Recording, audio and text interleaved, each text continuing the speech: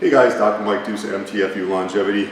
Forgive me, I'm a little bit winded because what I'm about to show you, I just went through a couple of times. They are among my five most favorite dumbbell exercises.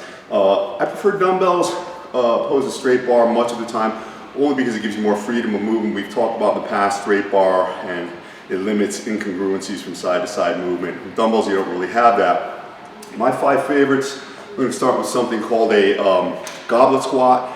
Now, everyone says, you'll hear all the time, squats are absolutely mandatory no matter what, one of the godfathers of exercises.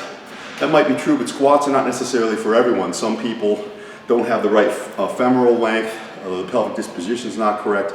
In my case, I've talked about in the past all the shoulder surgeries I've had. So just essentially, I mean, my shoulders are well, they're strong, I can work them, but as far as range of motion, getting them back here, it's awfully hard for me to hold the bar back there like that. And even when I do, I get discomfort here. And when we have discomfort here, I'm not really thinking of the thighs. So instead of the standard barbell squats, I do a goblet squat, but I hold it with a grip that looks like this, okay? So when I'm holding it and squeezing it with my fingers together like this, we're activating the muscles of the upper body as well as the lower body.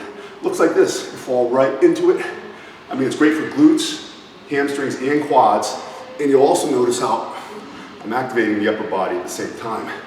Because remember, the more muscles that are activated, the less chance of an injury. And I feel that right away. You can just see everything just pop, especially in the upper body. So I'm focusing and concentrating. That's your goblet squat. The next exercise that I think is, if I had to only choose several, this would be one of them, is a dumbbell pullover. I know it's kind of old school and all that. There's really no beating it. I'm going to show you what it looks like, then explain a little bit. And there's two hand positions that I use.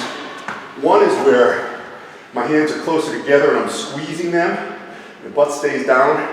I bring it back like so. By squeezing the hands together and keeping the elbows closer, you're activating the fibers of the upper chest. Okay? And remember, I don't let my hips come up like that. I keep them down. There's another way, elbows out. Flared triceps just a touch. Now all of a sudden, I feel like right in the lats. And really, you're also hitting triceps, biceps, muscles of the trunk.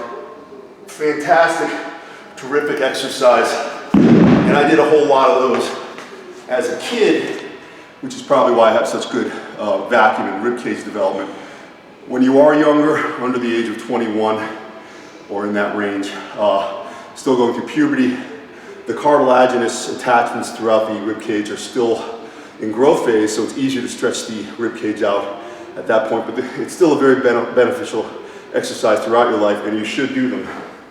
Another exercise, I'll use something a little lighter here, is a single dumbbell two-arm curl. Now, I do want to mention, we've talked about bicep peak in the past, and a lot of guys just don't have a peak these days.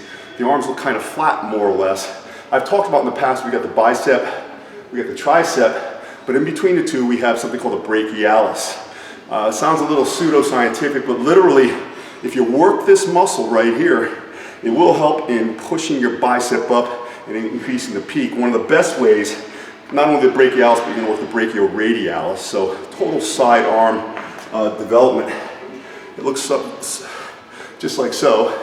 I'm going to bring it up to my chin. I'm going to squeeze. Now, I don't just rock and go quickly. I'm thinking about squeezing it and flexing those muscles, which is very important. And you'll notice there's no play in my torso. Okay? Really, most of the movement is just at my elbows, almost like a hinge. And I think about pumping blood into that area. You try those, and if you're not doing these, you'll notice a marked difference in your bicep peak. Pretty darn quick. I'm going to jump right over to another exercise I do with a single dumbbell. It's a single dumbbell incline press for the pec. Looks like so. Now you may see some people doing these and you're wondering why the heck are they doing that with one dumbbell versus two? Well, when I do this, obviously my body tends to want to flip to the side. So what happens? The muscles of the core, the obliques on this side, activate in order to stabilize my body. And I feel that right away. I'll sometimes put my hand right here just to feel my pec work. So I'm coming down 90 degrees and I bring it up and squeeze it, and all the while, this is all tense right here, all the muscles of the core Do that for a little while, and you'll notice changes throughout your core in no time flat. Finally, relatively basic exercise. You see a lot of people do this. One-arm dumbbell row, lawnmower, whatever you want to call it. The problem I see, with the lighter for a second, you're going to see some people swinging with momentum, well, pretty much just bypassing the latissimus muscle. We know our rules that we've talked about in the past. Okay, our back is not arched like so, it's flat and your head is up.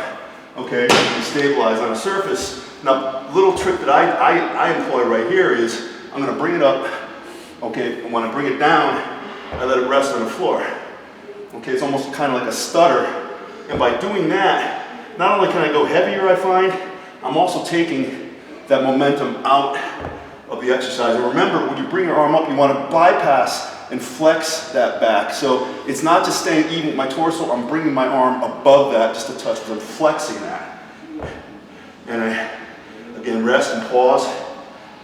And you try those, you'll find that you can go heavier and still maintain the same form if your body's in the correct position and you focus. There it is, my favorite 5. Try them, let me know what you think. Let me know your questions, thoughts, concerns, and opinions. And we'll hit something else next time. For MTFU Longevity, Dr. Mike Dewson. Remember, school is never out for the pro. Thank you.